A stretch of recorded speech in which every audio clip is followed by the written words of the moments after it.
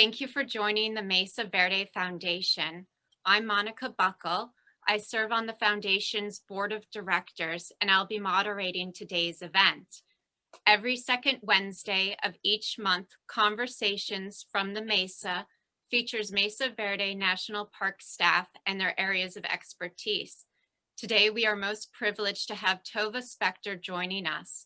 Tova is the park's Chief of Natural Resources. Spring has sprung at Mesa Verde National Park. The park supports a high diversity of rare plants and wildflowers and is home to over 640 species, as well as native plants that only grow within the park. The arid conditions and variations in elevation provide a unique microclimate for the flora to flourish. Tova's presentation will explore why these plants are so special and how the research being conducted on these unique species is vital to help us understand and protect them. The Mesa Verde Foundation is the official philanthropic nonprofit partner to Mesa Verde National Park. Mesa Verde National Park is one of the 12 original UNESCO World Heritage Sites and is the ancestral home of the Pueblo people. As a foundation, we secure funding for the park's capital improvements, special projects, and further promote understanding and preservation for ancestral Puebloan culture. The foundation is hosting an upcoming fundraising virtual auction, which debuts April the 30th through to May the 16th, just in time to purchase something special for Mother's Day. Auction items are coming in, and we already have some fabulous options to bid on, such as a 3-day backcountry ancestral Puebloan Beers Ears Monument Tour out of Bluff, Utah, led by Dr. Andy Gilliford, the renowned Southwestern historian and professor at Fort Lewis College, and lucky us, a fellow Mesa Verde Foundation board member.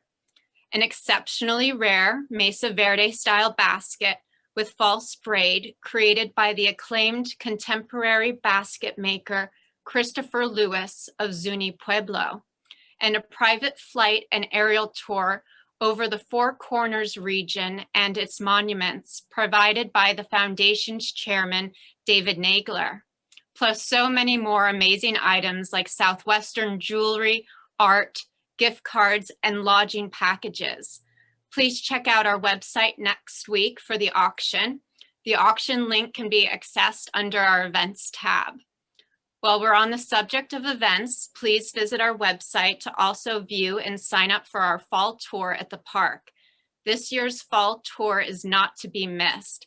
It's a 3-day, 4-night VIP experience at the park with complete insider access and programming. Further information can be found on our website as well as on our Instagram and Facebook. With the utmost gratitude, I would like to thank the park's superintendent, Cliff Spencer, for his support and our amazing board of directors. Our public programming is possible solely from donations and the support of Mesa Verde Foundation fellows and members like you. We thank you for creating space for this webinar offering. I would also like to acknowledge the tremendous support of the Durango Botanic Gardens and the Santa Fe Botanical Gardens. Thank you. I'm also deeply grateful to the following educational institutions and their inspiring students and staff in attendance today. We have with us Northern Arizona University's College of the Environment, Forestry, and Natural Sciences, Fort Lewis College Environment Center, and the University of Denver School of Ecology and Biodiversity. Now, circling back to our guest speaker, Tova Spector received a Bachelor of Arts from the University of California at UC Davis and a Master's of Science in Ecology from the University of Florida. Tova is passionate about the restoration of ecosystems and the recovery of rare plants in the Southeast and the Intermountain West of the United States. Her love of plants and native ecosystems began while working with her mother in the garden, playing in the creek on her family's farm, and during her time as a Peace Corps volunteer in Guinea-Bissau, West Africa. We will take questions at the end of the presentation, so if you could kindly hold your questions to the end, that would be most appreciated. I would like to now welcome Tova to the webinar. Tova, welcome. Thank you, and good afternoon. Yes, Tova. Well, thank you for joining us. I just want to say that we have a bit of a technical issue. Tova was planning on using her camera, but needless to say, this stuff happens on live webinar series. However, Tova's incredible informative presentation makes up for the loss of the camera. So Tova, I know you have so much to discuss, so I'm going to let you take it away. Great, thank you. Good afternoon, everyone, and thank you so much for inviting me to talk about one of my favorite subjects, which is rare plants. I'm hoping that you all are seeing a slide that says Rare Plants of Mesa Verde National Park, and with some beautiful pink magenta like flowers, and that is one of the rare plants of Mesa Verde that we will talk about in this presentation. So give me a thumbs up if you guys are seeing that slide. Well, Tova, I'm sure seeing that slide with a beautiful flower. However, are you able to put it on full presentation view? It is on, it should be on full presentation view. Let me X out. This is from the beginning. Let's try from per current slide. Slide, zoom in the slide. Are you guys not showing a full screen? Correct. I see the next slide as well on the right side. But yeah. Yeah, this computer is not allowing me to show the full screen. So I apologize for that. Why is that doing that? That's all right, Tova. I mean, I can see perfectly fine what's on screen, what's on slide 1. Okay, great. Okay, well, we'll just have to go from there if you guys can see that. Great. Let me see if I can stop share. Let me reshare. Share screen.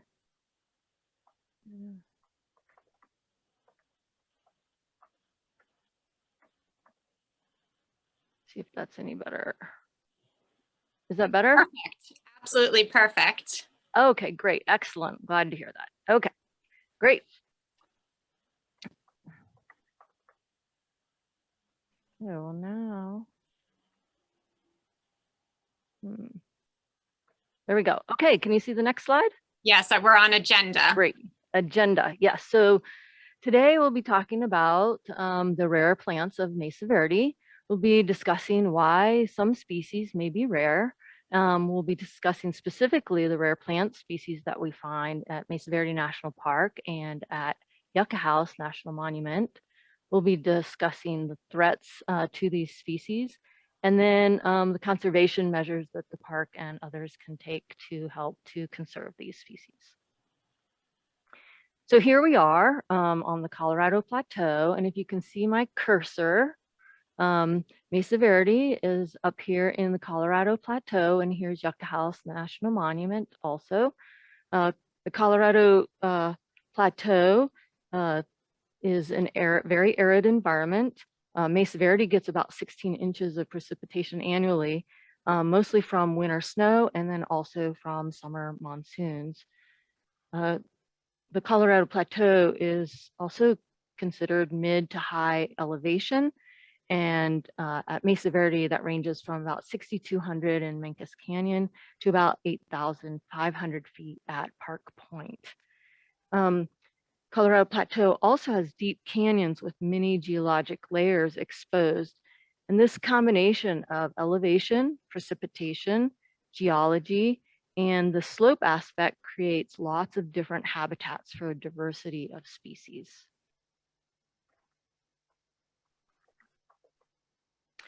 So why are plants rare and endemic?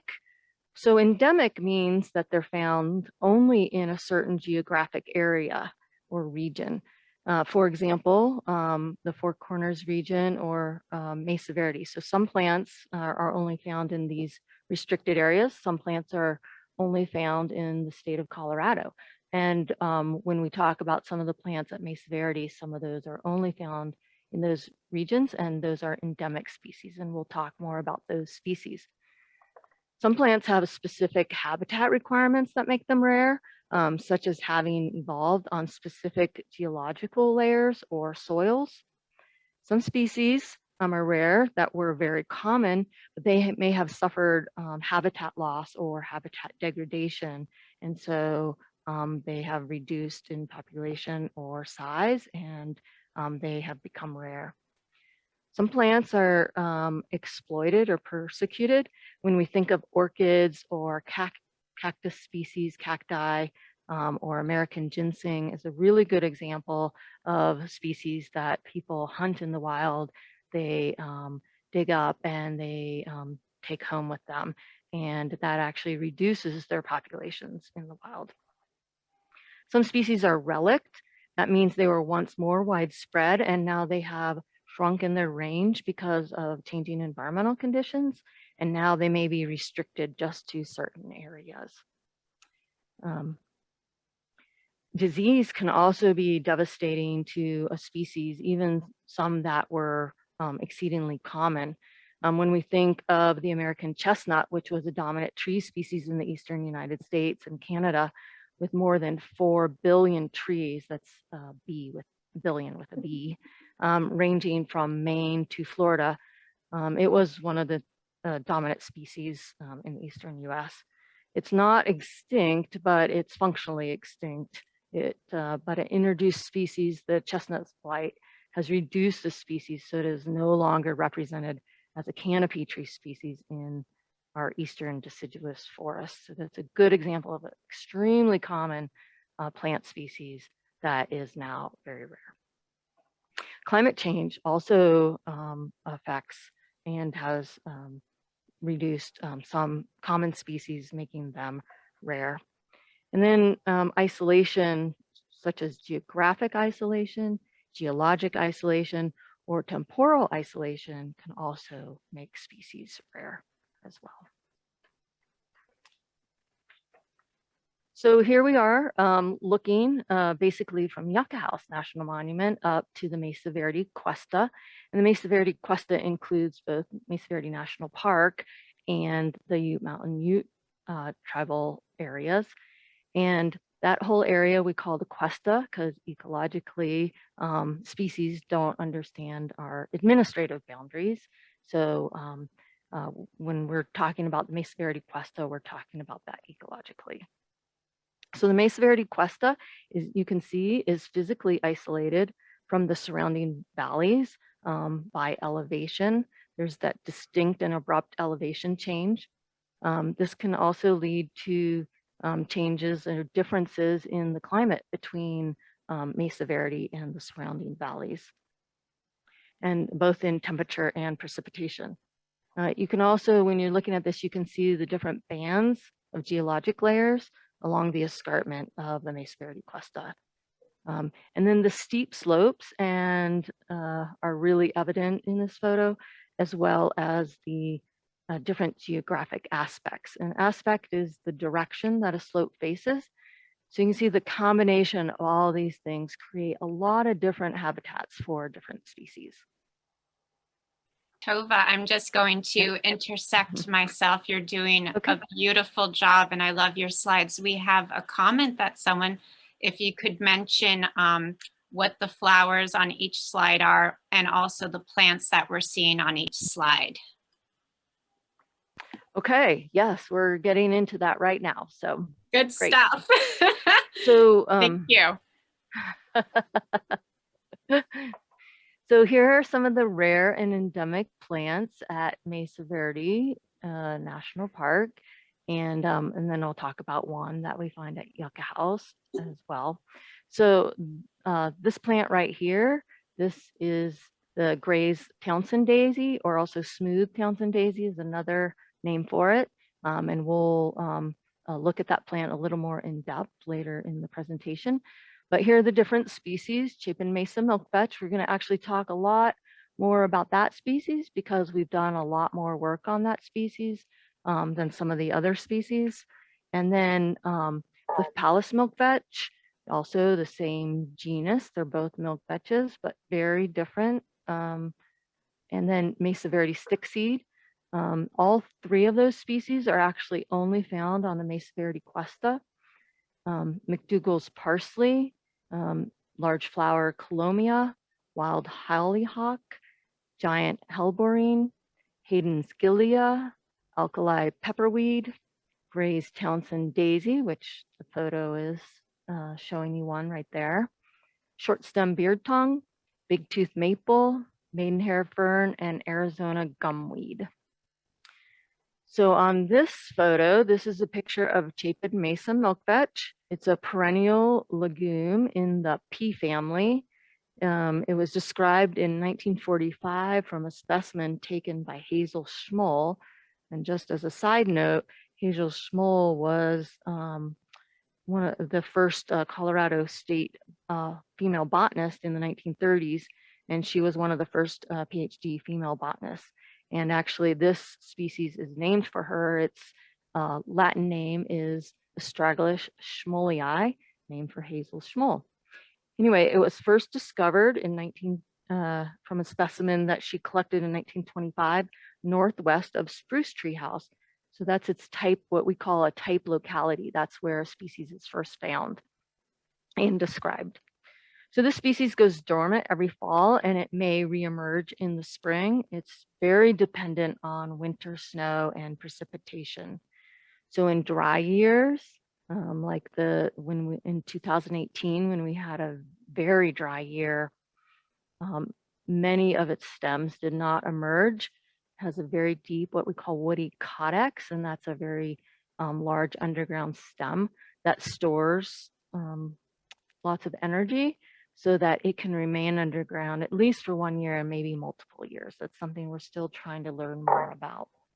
It blooms starting in early April through most of May. So it's up right now. Few of them are blooming, but in the next week or two, we're going to see them all coming into bloom. And then the seed is released towards the end of June. So we know it needs to be pollinated, and that's where a pollinator brings pollen from another plant, from another flower on another plant. These are very long-lived individuals. We think that these species may live for decades. And recent genetics work show that this species is indeed a distinct species. And we think that the seeds can remain dormant in the seed bank for many years. So these pink flags mark a transect where we're monitoring the plant with the Colorado Natural Heritage Program. And we count the plants in these transects every year. And its preferred habitat is these intact pinyon, juniper, woodland forests. And these are old growth pinyon, juniper, woodland forests. So you can see here, there's a really high density of Chapin Mesa milkvetch in this photo, and we get this high density. So most of them emerge when winter precipitation is really high. In 2008 and 2019, we had winter precipitation that was over 150% of normal, and thus we had lots of plants emerge and lots of blooming. This is its range within the park. In this photo, you can see it occurs mostly on Chapin Mesa, hence its name, Chapin Mesa milkvetch. But it does occur a little, you could see a little here on Chapin Mesa spur, and then a few isolated small occurrences here on Park Mesa as well. It has a very restricted range of only about 4,000 acres. About half is on the national park, and the other half extends over onto the Ute Mountain Ute tribe. And because of this restricted range, it can be very vulnerable to catastrophic events. So in 2001, prior to the Long Mesa fire that occurred on Chapin Mesa, there were 197 transects that were set up by the Colorado Natural Heritage Program, and they were established across Chapin Mesa within Chapin Mesa milkvetch habitat. And then after the fire, we revisited these transects in 2019, and because we wanted to see what the trend was for the species. And if you look, some people are graph people, I understand some people are not, but I'm going to work on explaining this. So on the graph on the left, the expected, that is what we would expect based on the population in 2001 and adjusted for precipitation. Like I said, they respond to precipitation. So we have a linear relationship between how many plants we expect to emerge and the amount of precipitation. So this is how many plants we expect. So the middle bar in blue is how many plants we expected in 1 square meter. And then when we went out to survey in 2019, what we found is in the burned area, we only found, much fewer than what we expected in the intact or unburned area. So in the unburned and the what we expected are statistically very similar, but there's a huge difference and a huge decline of the plants in the burned area. So we do know that the wildfire that occurred from the Long Mesa fire in 2001 on Chapin Mesa has negatively affected the population of Chapin Mesa milkvetch.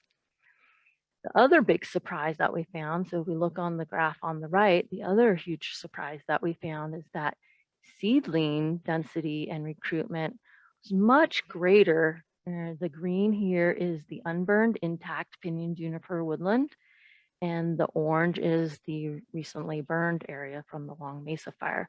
So what we see is a huge difference in the amount of seedlings that are germinating and growing in the two different areas. So the Fish and Wildlife Service is looking at, has proposed Chapin Mesa milkvetch for listing. They propose it as threatened under the Endangered Species Act, September 2020. We're expecting a final decision from them within 1 year of that September 2020 deadline. And at that point, they'll review the data, and then they'll decide whether the species warrants protection under the Endangered Species Act, in which case it'll be listed, or if the conservation of the species is secure and it's not warranted for protection, then they'll withdraw their proposed rule. And Mesa Verde National Park developed a Chapin Mesa milkvetch conservation plan with lots of conservation measures to help protect the species. So we're moving on to another milkvetch species in the park. This is Cliff Palace milkvetch. This is actually a really small, tiny plant in the pea or bean family. It is, unlike Chapin Mesa milkvetch, Cliff Palace milkvetch is a very short-lived perennial. We think it only lives about 3 to 5 years. It grows very low to the ground. It actually can winter over, and it blooms very early in the spring. It was first described as a subspecies of Naturita milkvetch, but then it was redescribed in 1953 as its own species. It is also only found on the Mesa Verde Cuesta, so it's endemic to Mesa Verde. So it grows on rimrock and on detrital or talus slopes. It can grow in these shallow soils that have accumulated in these depressions on the top of sandstone's rimrock. You can see it in the park if you go on a guided tour of Oak Tree House, Mug House, or Spring House. You can actually see this plant species. It's actually blooming right now. And we, the Natural Resource Group, flag these plants along the trails. So if you see a pink flag that says rare plants, then it could be one of these plants that I'm talking about today. So pay particular attention because you're very lucky to see one of these very rare plants. So this map shows the range of the species. And here's the state of Colorado. This is Montezuma County. This is where Mesa Verde is located. And within Mesa Verde National Park, that's where this plant is found. So in the whole entire world, this is the only place that this plant is found.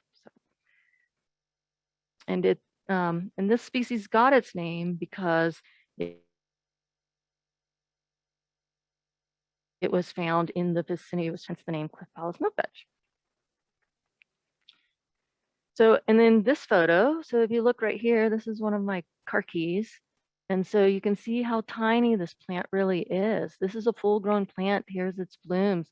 Its blooms, its flowers are about as big as a pencil eraser. So very tiny plant. And growing on these very shallow soils, very vulnerable to climate change. So we're also supporting Dr. Ross McCauley, who's a professor from Fort Lewis College, who did the genetics work on Chapin Mesa milkvetch. He's also working this year to take samples and do genetics work on this species and Naturita milkvetch, which is a very similar species. So we're looking forward to seeing the results of that study. The next species we're talking about is Mesa Verde stickseed. Again, another species found only here at Mesa Verde. This species is in the borage or the forget-me-not family. And like many plants in that family, it is very hairy. This is a biennial species, and that means that it germinates and grows into a leafy plant the first year, and then in the second year, it'll flower. It'll send up a flowering stalk and produce flowers. It blooms from May to June, depending on the location. So Mesa Verde stickseed grows in canyons, on canyon slopes, and sometimes on the mesas, but mostly we find it on canyon slopes. We think that water seepage is a really important component that supports this plant. You can see Mesa Verde stickseed on the trail to Mug House and on the trail to Square Tower House. Like I said, you'll see pink flags, and if you see this species, then consider yourself very lucky to not only get to see a cliff dwelling, but also see some of these rare plants. Make sure to avoid them when you see them. And if there's any that we haven't flagged, then yeah, please point those out so other people can avoid those as well. So again, Mesa Verde stickseed, you can see here's the state of Colorado. And the yellow means that this is where the plant is found, and that the yellow means it's considered rare in the state. It's only found on the Mesa Verde cuesta. So now we have discussed 3 different species that only occur on the Mesa Verde cuesta or are endemic to Mesa Verde cuesta. Tova, I'm just going to Yep. say something. In the chat box, it seems like we have a lot of botanists joining us today. And Great. you people are mentioning if you by chance know some of the scientific, i.e. Latin names for some of the plants, if you could share those as well. Everyone's so keen on your presentation. Great. Great. Yes, so this the Latin name for this plant is Helia Gracilenta. Great. And so the park works to mark and avoid plants as much as possible during park activities.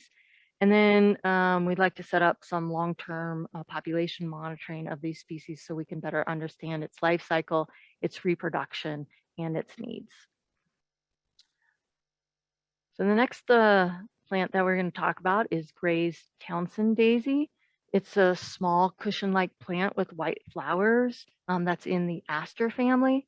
It blooms in spring from May to June, and it's Townsendia glabella is its scientific name. So it grows on very specific geologic layers. We talked about that earlier, that geology and specific habitat requirements can create rarity in species. And this is the case here with Graze Townsend daisy or Townsendia glabella. It is found only on the Smoky Hill member of the Mancus Shale oyster beds. And you can see it's in very sparsely vegetated areas. This species is endemic to Colorado, meaning that it is found only from four counties in Colorado. So if you see here in the yellow, that it's found only in these counties, and it is considered rare in Colorado. And then, although the park has conducted surveys for the species in the park, and we feel like we have a good idea of the extent of it in the park, we really don't know much about its population trends, reproduction, or life cycle. We think from the visit last year, we think that it's been very vulnerable to the recent drought conditions. And so this year we're planning on setting up some research plots to better start understanding its trends and demography so that we can better meet its needs. Next species that we're going to discuss is Mcdougall's parsley. The scientific name for this species is Aletes mcdougalli, subspecies Breva radiatus. And this species is in the carrot or parsley family, and it is a subspecies that is thought to be found only around the Mesa Verde area. So its habitat can be very challenging to survey for because it likes to grow on the cliff edges and the sandstone rims. So if the park ever does have a drone program, that might be a really good use for a drone to help us survey on some of these really steep cliff edges. And you can see this plant on your way on the top, on your way down on the steep portion of the trail down to Square Tower House. So if you are on a guided tour, look for it, and we flag that as well. It is also flowering right now. It is mostly found on west-facing cliff faces. And this species is considered a Four Corners endemic species as well, but we really need more surveys to understand the complete range of the species.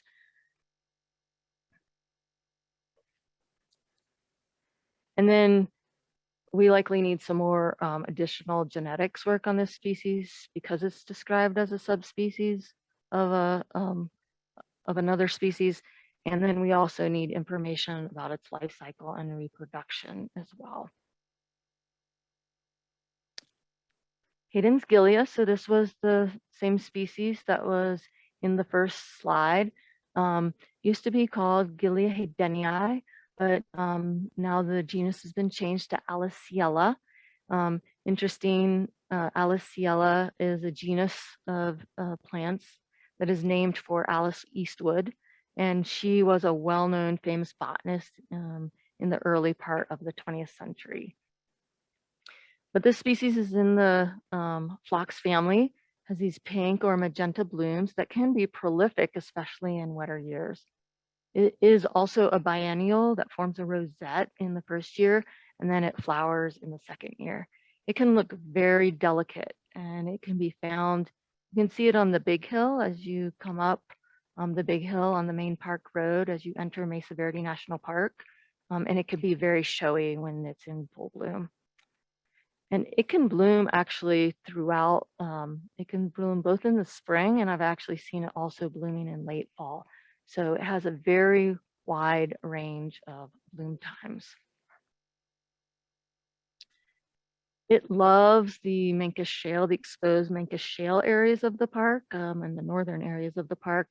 And it's found on these relatively bare gray Mancus Shale slopes here in the northern area of the park. So all on the Big Hill, and then you can see in the background here, can you see my cursor and these gray slopes? That's where it's found. So this is a true Four Corners endemic species. And found only here in the Four Corners area. So the photo on the right here is of a first-year rosette. Actually, it's a cluster of 3 first-year rosettes. And if you look really closely, do you see the little whitish hairs on that plant as well?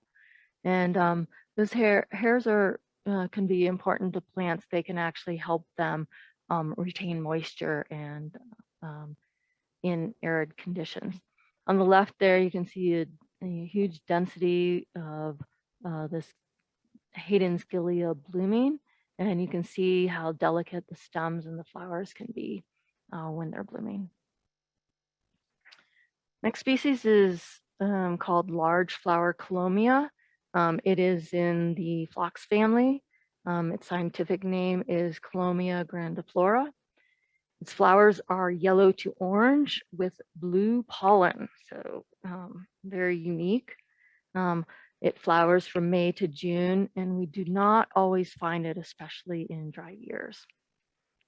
Its habitat, it can grow in these very open areas near our mountain shrubland natural communities in about the mid elevations within the park. Its distribution, you can see it's really a pretty widespread species throughout the western United States here. But you can see it's disjunct in Colorado. It's very disjunct. So meaning that there's a big break between where the species is found and is considered common and where the species is found and considered rare. So probably we need to do a little genetics work to determine if that truly is related or if these this isolation from the rest of the population may have created a different set of genetics and maybe a different subspecies for the species. So still something in question for us to explore. The park is still surveying and mapping the species within the park. And besides the genetics work, we would really like to better understand the distribution of the species within the park. The next species that we're talking about is Alkali Pepperweed. This species is in the mustard family. Its scientific name is Lepidium crenatum. It has small white clustered flowers, and the park has many pepperweeds in the park, some of which are not native and are invasive. In fact, broadleaf pepperweed, which is one of our invasive non-native plants, is from Europe and Asia.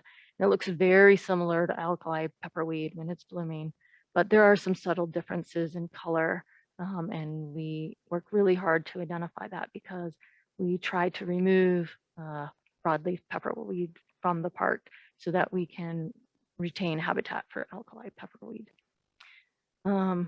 Its habitat is in canyon bottoms, rocky slopes in the northern portion of the park. It can grow in clumps or it can be individualistically widely scattered throughout. Again, considered rare both in Colorado and New Mexico, so a very restricted range for this species. And we've surveyed for alkali pepperweed in the park, but we really don't know its total population or distribution. It's something we'd like to understand and work on more. And so we'll work on continuing surveys for this species. Arizona gumweed is a species in the aster or sunflower family. Its scientific name is Grandelia arizonica. It could be a very tall, bushy plant with pretty yellow flowers. Usually we see this species and the alkali pepperweed, the one we saw previously. Those are bloom more in the summer as opposed to the spring.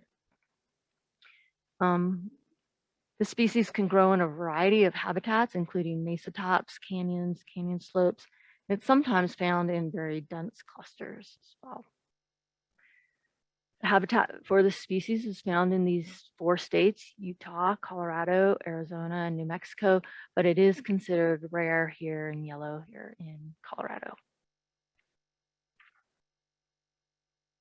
And is found actually throughout much of the park, and we just really need some additional survey and some additional population work to really better understand and map this species in the park. The next species is called short stem beard tongue. This species is one of the species that's found at Yucca House National Monument. It is a short stature plant in the plantain family.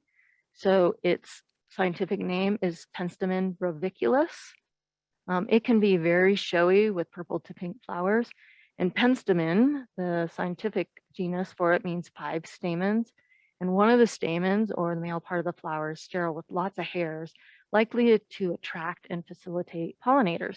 So if you look right here, you can see that hairy 5th stamen that's sterile. So, and that's where the name beard tongue comes from. So its common name beard tongue is right here.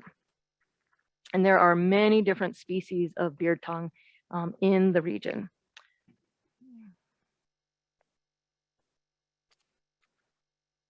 So the species is found at Yucca House, and it's actually found also on the North Escarpment in a very restricted area at Mesa Verde and on the adjacent BLM lands as well, on clay soils. They can be hard to find sometimes because they're very palatable to wildlife and can be grazed. This is also considered a 4 corners endemic species, although you can see it looks like it was vouchered or found down here in New Mexico and the lower part of New Mexico as well. And we have mapped these populations at Yucca House, and one of the conservation efforts we do is we treat and try and remove a lot of Russian knapweed at Yucca House. Russian knapweed is an invasive species that outcompetes native plants and can form monocultures. So we treat Russian knapweeds to help improve the habitat for many species, including short stem beard tongue. And mapping additional populations and monitoring the trend of the species is another a need that we have for this species.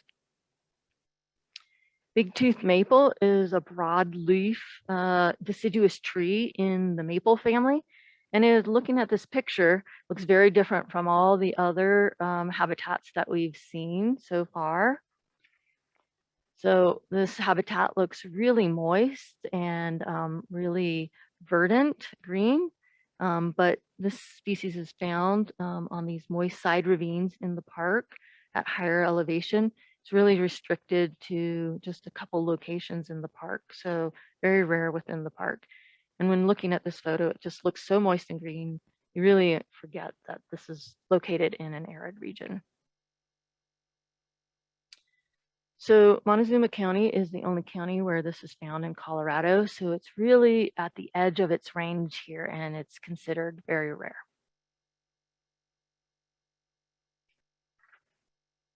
So this is a photo of seed from big-tooth maple. It's a wind-pollinated species, and the stands that are in the park were burned from the Bircher fire in 2000. And luckily, they have resprouted from the roots, but they're still not very big trees. So they need protection from additional fire for many years as they continue to recover.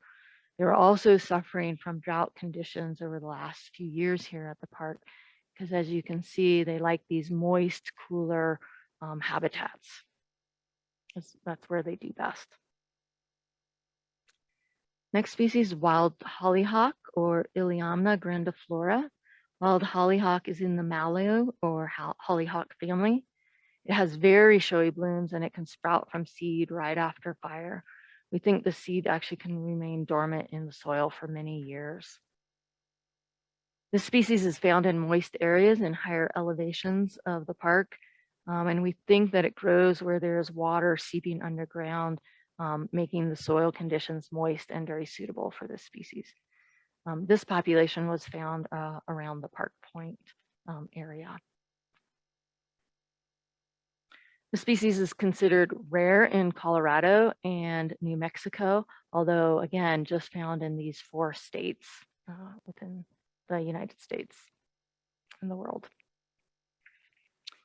So we actually don't know too much about this species in the park other than mapping a handful of populations.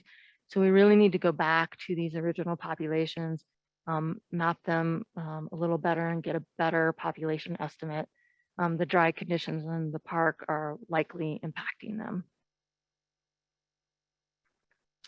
Next species that we're talking about is Maidenhair Fern. And this is a moisture-loving fern that's found at only one seep and spring in the park. Interestingly, this species is very common at the Hanging Gardens in Utah, but not very common here at Mesa Verde.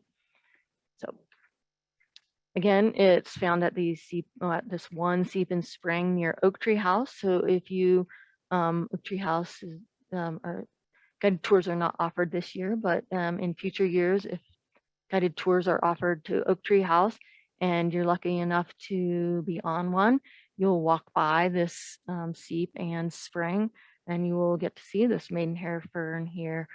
But these seep and springs are very vulnerable to our warming temperatures and climate change, and what we're seeing a drying trend for these. And this actually has consequences for the Maidenhair Fern that really likes these moisture conditions. You can see the browning of the leaves here on this Maidenhair Fern. So you can see Maidenhair Fern, the southern Maidenhair Fern, is really widespread throughout the United States, but right here in Colorado, it's considered rare because it really is on the very edge of its range and only found in moist locations, which can be very scattered and few in a very arid landscape. So again, we are seeing a drying trend, reducing flows to our parks, seeps and springs. They're basically drying up. And so the park actually was funded and is conducting a condition assessment of its springs.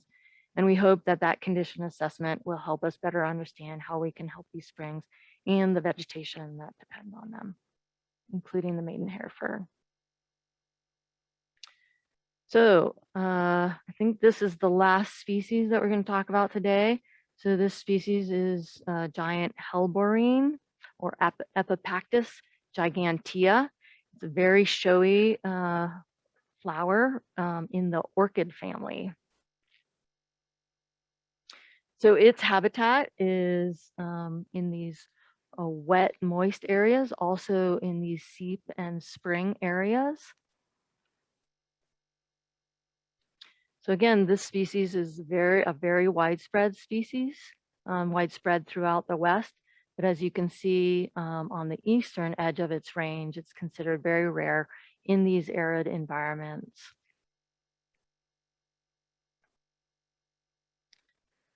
So we're relooking to remap the populations of this orchid within the park and then revisit them in these areas because we are seeing these drying trends in these seep and spring moist areas. And then with our condition assessment of springs as well, it will also help us understand what is going on with those springs and how we can best help this species. So now we're going to shift a little and talk about some of the common threats to all of these species. So there's multiple threats to these species, and one of them is wildfire. And wildfire removes the canopy which helps to shade and cool soils in the summer and helps to retain snow cover longer in the winter. In the post-fire wildfire environment, it's very vulnerable to invasion of non-native species, especially a species called cheatgrass, which is a winter annual, which competes very heavily for that spring moisture that's really important for germination of a lot of different of our rare plant species. Also, we see increased activity with pocket gophers that can eat some of our rare plants in these areas that are burned. And we think in these Pinyon Juniper woodland areas, we think that the recovery will take a couple hundred years. So a very long time frame for recovery. So another threat to the species are our warming temperatures and our climate change. So if you look at the figure on the left here, This was a study that was done of all the national parks, looking at their long-term data set for climate data, precipitation, and temperature. And at Mesa Verde, our climate data goes back to 1912. And what they found was they looked at that temperature data and they analyzed it over a running 10-year period, 10-year periods from 1912 to I think 2012. So about a 100-year period. And what they found was some areas are becoming warmer, and those are these areas in red here, and where areas may be getting colder from the trend that they analyzed. You can see those in blue. There's some areas that aren't doing either, and those are the gray dotted areas. And then there's one where it's getting both colder and warmer. If you look at the graph at the left, it's the same 10-year running average for temperature. They did it for precipitation too, but I'm not showing that one because that actually didn't show that we were out of the range of variability, because precipitation can be very variable on the Colorado Plateau and at Mesa Verde. But in temperature, when they analyzed the temperature just over the last 100 years, what they found is that we are out of the normal range of variation for the mean warmest quarter, for the mean warmest month, and also for the mean annual temperature. So this denotes the 95% confidence that we are out of the range of normal variability. So what this is suggesting to us is that we are much warmer than we have been in the past. And this, that warming temperature actually has consequences. And one of the consequences is what we are seeing with the wildfires, with the stress effects to trees and other vegetation with the warmer temperatures. Droughts have occurred in Mesa Verde in the past, but what we have now is droughts with warmer temperatures. So when you combine precipitation and then you factor in the evapotranspiration, so that's what's being evaporated from the warmer temperature. And we all know when we go running on a cool day, we don't need to drink as much water as if we go running on a hot day. Well, it's the same thing for plants. So they need more water when it's hotter. And then during a drought, that just stresses them out even more. This picture is of the spring at Spring House. I just took that photo yesterday. So even after the snow melt, we see that there's very little, there's no standing pool here in the Spring House spring. So, and this was a spring that we consider a perennial spring. So this drying trend is really stressful for our rare plants. Invasive non-native plants are also competing very heavily with our rare species. If you remember the graph where I was talking about Chapin Mesa milkvetch and the lack of seedlings in the burned areas, we think it's because it's competing with some of these grasses, including cheatgrass. If you look at this whole area is really dominated by cheatgrass, and you can really see it where it's purple here is the cheatgrass. And again, a winter annual that competes very heavily for moisture in the spring when a lot of our rare plants are germinating and our seedlings. And they're, as you know, if you've ever grown a garden, if you don't water your seedlings or if they get too dry, you know that they die very quickly. And then why do species need conservation? Well, rare plants need conservation because they are already very rare or at the edge of their range or relic species. Many of these species have very restricted ranges and or small populations that make them very vulnerable to wildfires, diseases, or climate change. And then these species face multiple stressors, especially from warming temperatures. Warming temperatures create a variety of stressors that reduce available water, affect pollinator abundance and or behavior, and actually enhance the invasion of non-native plants that compete with them. So we in the park, we are working to conserve our rare plants. We are hoping to develop conservation plans for each of the species that will help to guide our park actions to conserve each of these species in perpetuity. And these conservation plans will help to support a viable and stable population of these species.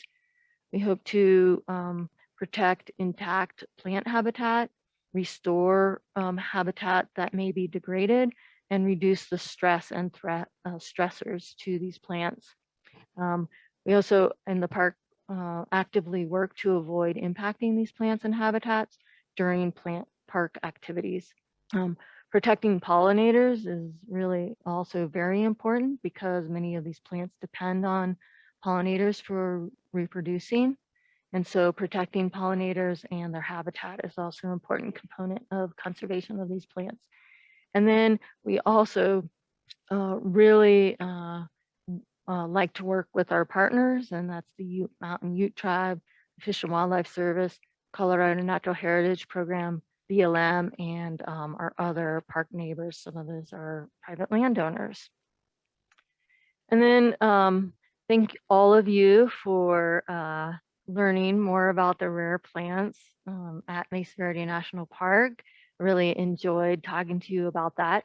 But I wanted to also thank all of the Mesa Verde National Park vegetation crews, past, present, and future.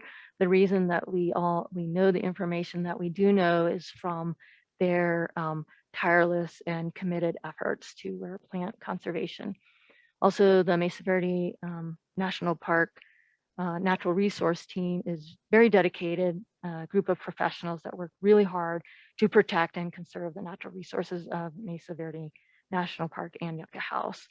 And then I'd like to thank George San Miguel and Marilyn Collier. George San Miguel was the previous natural resource manager, and Marilyn Collier was a naturalist in the park for decades.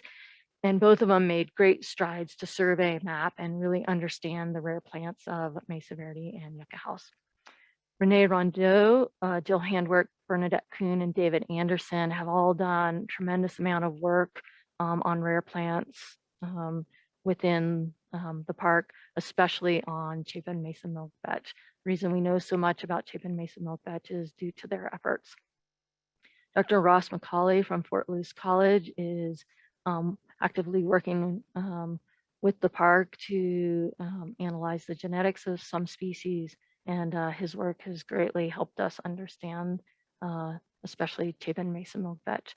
And then John Curtiz and Misako Nishino from the from BONAP, the Biota of North America project, have allowed us to use their range maps for this presentation. So thank you very much. And yeah, if you guys have questions, I'll be happy to answer those.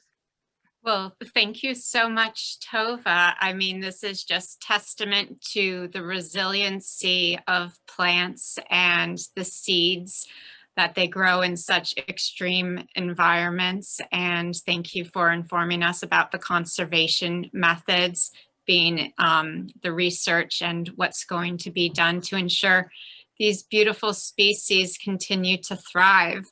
Also, thank you for the graphs and the temperature data especially, and just for going over everything. And thank you for all the Latin names. I'm blown away. You know all of that. Anyhow, why don't we just open it up for questions and answers. If anyone has some questions, please leave it into the chat box. And we'll just give it a moment for some questions to come in.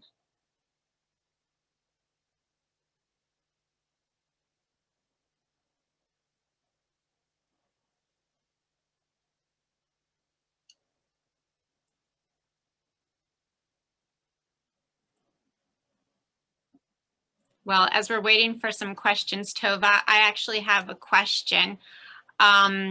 since Mesa Verde National Park is the ancestral home of the Pueblo people, what kind of foraging rights do Pueblo descendants have within the park?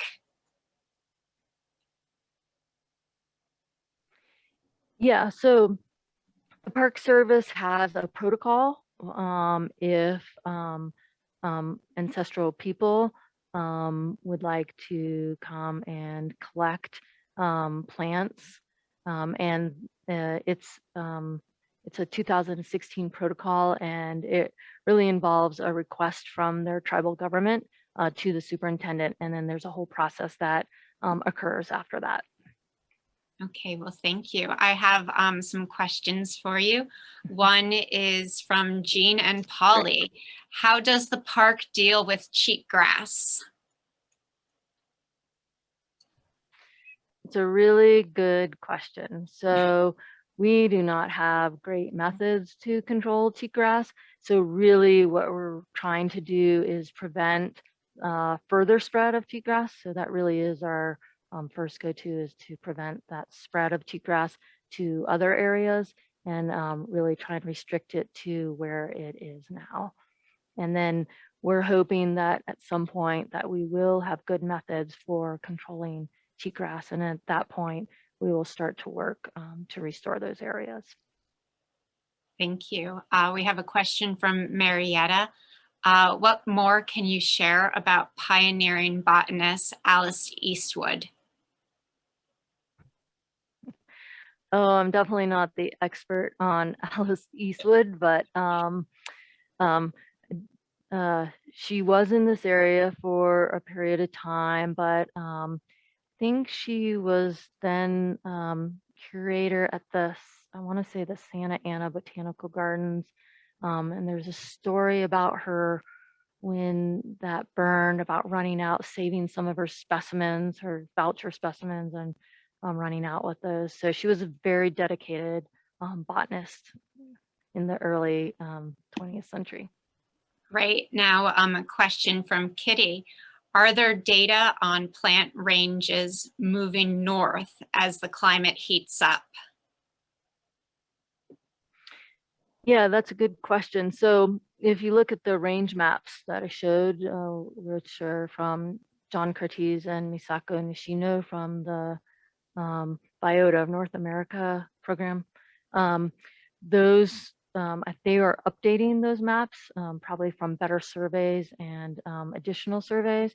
And so the maps that I showed are the ones from 2013, 2014, but they do have updated maps, and I have not seen those yet. So yeah, I'll be very interested to see if we do see shifts in ranges with those updated maps.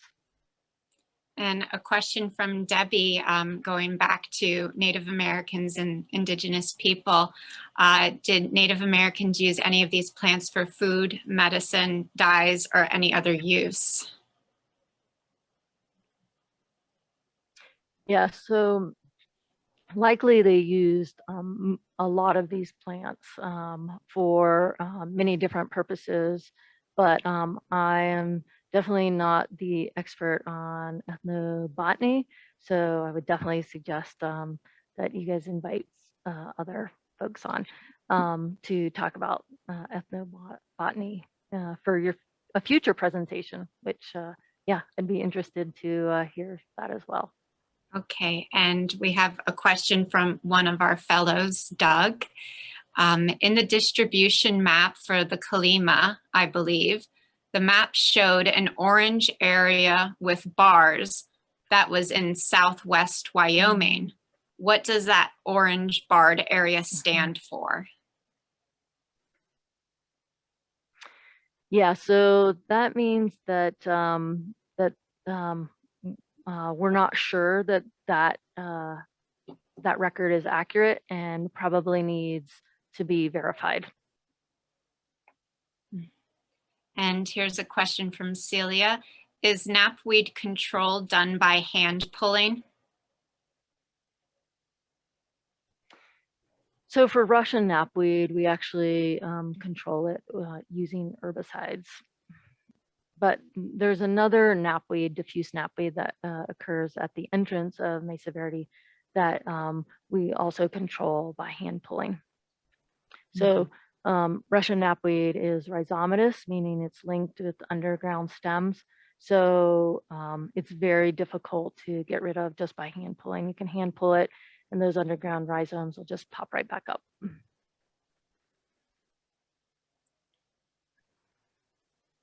Okay, well, thank you, Tova. I'm just going to leave another minute for someone to put in a question. And if there are no further questions coming in, then we'll just close with the webinar. And just like to thank everyone and also Shannon for her introduction at the beginning. So Tova, you know, it seems like you've got a busy few months ahead of you, being spring, summer coming up. Oh, absolutely. We are, we had the vegetation crew seasonals came on this week. And so we are definitely hitting the ground running already. Fantastic. Well, that's a wrap for today's webinar.